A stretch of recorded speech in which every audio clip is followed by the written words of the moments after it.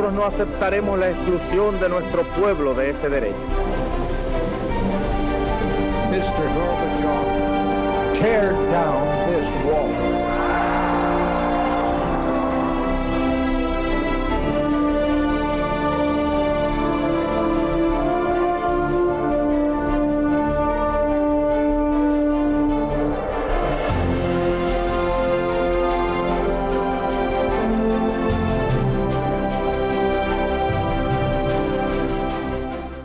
Muy buenas noches, señoras, caballeros, bienvenidos a Tiempos Modernos.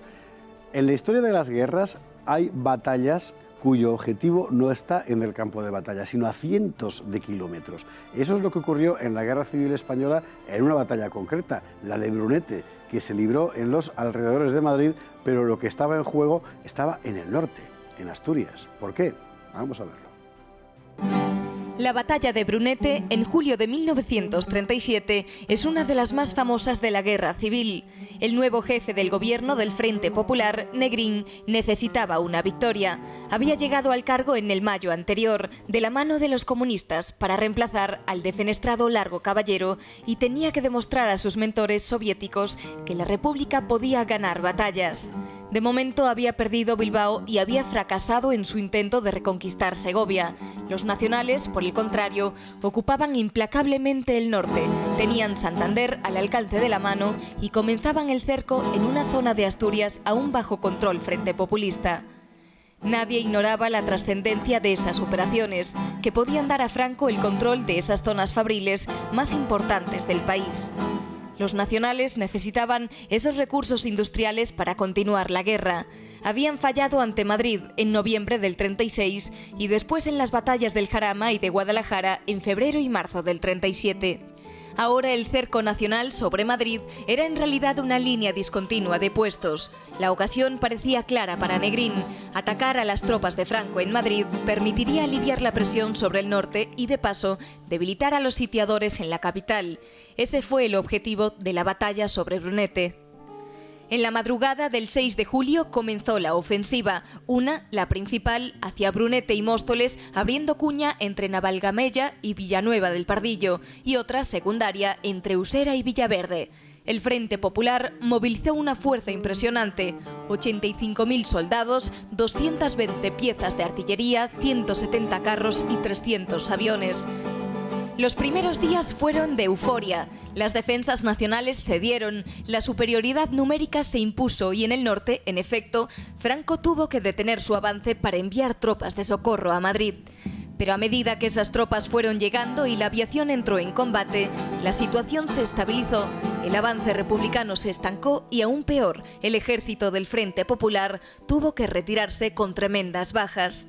El 18 de julio empezó la contraofensiva nacional y después de una semana Brunete volvía a sus manos. El Ejército Popular de la República perdió en torno a 25.000 hombres entre muertos y heridos, además de un centenar de aviones, por 17.000 bajas del bando nacional. Una batalla muy sangrienta en la que el Frente Popular llevó la peor parte. El cerco sobre Madrid quedó como estaba y Franco pudo consumar su ofensiva sobre Cantabria y Asturias. Porque esta efectivamente era la clave de la batalla. No estaba en Brunete, no estaba en Madrid, sino que estaba en el norte, donde Franco podía finalmente conquistar la gran zona industrial de lo que había sido la España del Frente Popular, que tanta ventaja le daba, según Prieto creía, al principio de la guerra y que perdió. Y eliminar un frente. Y quitar un frente, es decir, era tener una sola línea defensiva frente a las fuerzas del Frente Popular. Luis Togores, buenas noches. Muy buenas noches, ¿qué tal? Batalla tremendamente dura y sangrienta, no obstante. Es que, hombre, siempre pensamos que es el Ebro, es verdad, el Ebro dura 100 y pico días, pero esta dura 21 días en el mes de julio, es decir, del 5 al 26, que con un calor asfixiante, y además es la primera gran batalla de carros de la Guerra Civil Española, porque la República puso todo lo que tenía, 130 carros de combate, que en aquello era, vamos, era un... Y además carros muy buenos, porque sí, eran los soviéticos, tenían el BT-5, que solo tenían 50, el T-26, más luego 40 tanquetas, vehículos blindados, es decir, que puso casi 200 vehículos. Hoy día España no tiene tantos carros de combate. Es verdad, efectivamente.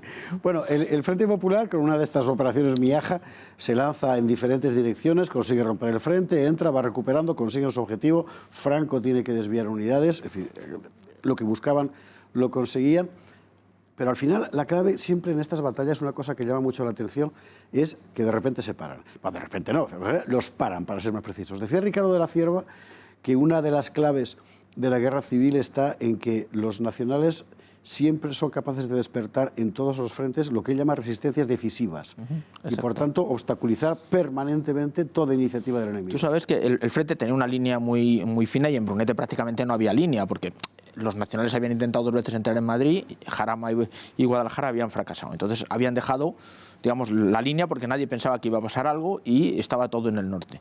Entonces la República lanza 120.000 hombres, que se dice poco, y luego otros 150.000 en reserva.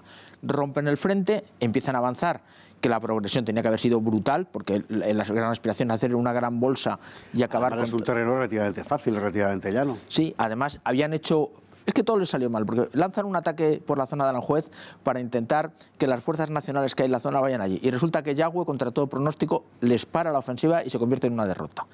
Y luego se lanzan en Brunete y resulta que un batallón, que lo manda Álvarez Entrenas, un batallón se lanza al contraataque y resulta que para. Es decir, ¿cómo un batallón puede parar a 120.000 hombres? Pues es cierto, se lanza y ante digamos, la sorpresa de cómo puede haber 600 tíos que se lanzan al contraataque, el frente se para. Y eso da tiempo a que Franco, que siempre, ya sabes que él tenía el prurito de que no iba a consentir perder ninguna población que cambiase de manos, coge todas las tropas del frente norte, lo paraliza y a la carrera le da a Varela otro cuerpo de ejército que entra en Brunete a combatir y prácticamente frena la ofensiva. No es una victoria porque realmente no se puede contraatacar, pero digamos es una victoria estratégica pero no táctica de los nacionales.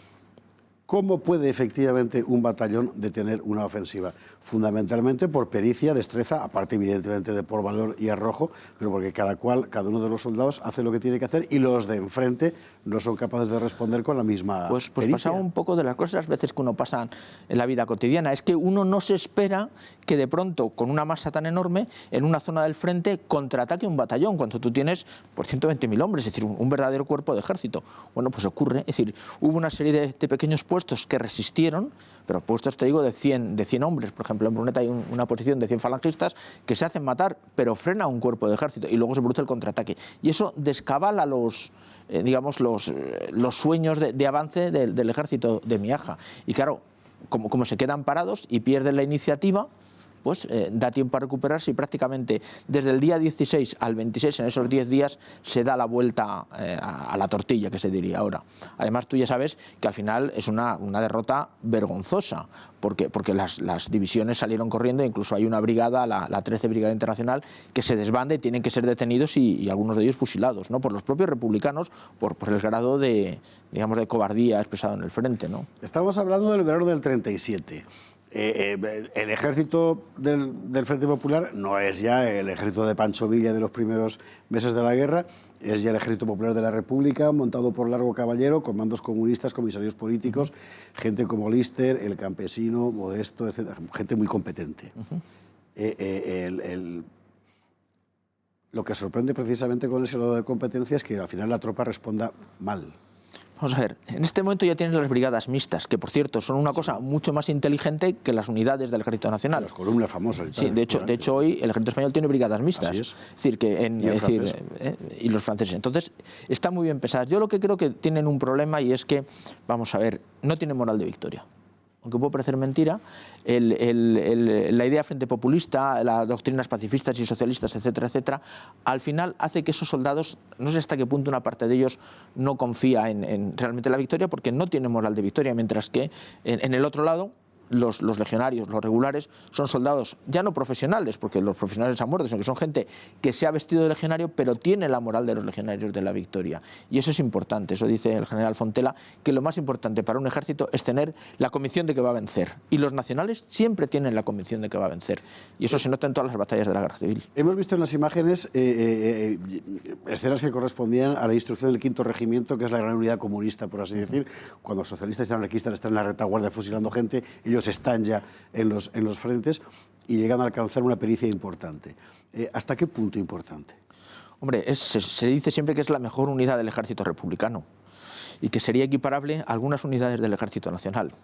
Pero yo creo que al final una unidad que necesita tener comisarios políticos y que permanentemente está amenazando a sus soldados, que si vuelven, se retroceden, van a ser fusilados ellos y su familia, eso no es moral de combate. Es Los alféreces provisionales iban en la primera fila y, ¿sabes?, era alférez provisional, cadáver efectivo. Y eso, evidentemente, generaba un espíritu de victoria y una sensación de que el futuro era suyo que el ejército del Frente Popular no tenía. Dicen las crónicas que el segundo día de la ofensiva, ante lo bien que estaba saliendo, Negrín propuso un brindis en una cena con el gobierno y Azaña le disuadió. Es interesante el dato. Azaña al final, que evidentemente en materia militar no era particularmente competente, sin embargo tenía una visión mucho más realista de la realidad del campo de batalla. Pero ¿y Miaja? Porque Miaja va a seguir siendo el gran hombre del Ejército Popular de la República. Bueno, es que tú piensas que Brunete es realmente la única verdadera derrota que tiene Miaja. Porque le ha salido todo bien. Ha parado a Franco en el avance de las columnas de Madrid en el verano-invierno del 36. En el Jarama no ha vencido, pero no ha perdido. A los italianos en Guadalajara les ha dado cera y mantiene en Madrid. Es el único general que dentro de lo que cabe mantiene el tipo, porque todos los demás son coleccionistas de derrotas. Entonces, claro, porque ha habido un combate hace poco en Teruel, donde han sido vencidos, luego habrá una ofensiva sobre Bilbao, prácticamente nada más acabar la batalla de Brunete, donde serán vencidos. Entonces, claro, Miaja, en cierta forma, es un hombre que la verdad es que no tiene un aspecto heroico, pero es el único que hace los deberes, porque es verdad que él mantiene Madrid hasta el 1 de abril del 39. Es decir, Madrid resiste porque ahí está Miaja y su Junta de Defensa. Entonces, claro, aunque le salga mal la ofensiva, pues al fin y al cabo 25.000 muertos contra 17.000, pero es el único que sabe de que realmente de qué va ese negocio, que por cierto es un africanista. Sí, efectivamente. Claro. No va a intentar Varela en absoluto pasar a la ofensiva. Con estabilizar el frente fue suficiente. No hubiese podido, porque es verdad que había costado muchísimo esfuerzo, y el objetivo prioritario era el Frente Norte, es decir, lo que había que parar era la ofensiva sobre Brunete y los pueblos de la zona, pararlo, recuperar las posiciones y volver a lo verdaderamente importante, que era cerrar el Frente Norte. Que supone eso era toda la industria, quitar un frente, lo que era toda una línea de combate. Muchos de los mozos que habían allí se les acaba de reclutar y entrar en el Ejército Nacional, es decir, que era una victoria estratégica de un nivel que no se justificaba por intentar entrar en Madrid que una cuarta vez, hombre, iba a ser imposible. Entonces se reconvierte la línea, se tuerce la voluntad de Indalecio Prieto, de Largo Caballero y de Miaja, y se vuelve otra vez a lo importante, que es acabar el Frente Norte. Y realmente es tan importante como que ahí decide la guerra, el retoma del Frente Norte. Sí, después del Frente Norte ya es una lenta lluvia fina que va constantemente venciendo a la República. En fin, una batalla más de la guerra civil, pero una de las grandes batallas, de esas que jalonan con su nombre la crónica de aquella guerra de 3 años que rompió España en 2 y que hemos estado examinando y seguiremos haciéndolo en tiempos modernos de la mano de Luis Togores. Luis, como siempre, muchísimas gracias. Muchas gracias a ti. Y hasta una próxima batalla. Esperemos que no, que sean solo batallas históricas, no reales. Serán históricas. Nunca se sabe. Nunca se sabe. Y a ustedes, como siempre, muchísimas gracias por estar ahí y hasta un próximo programa de Tiempos Modernos.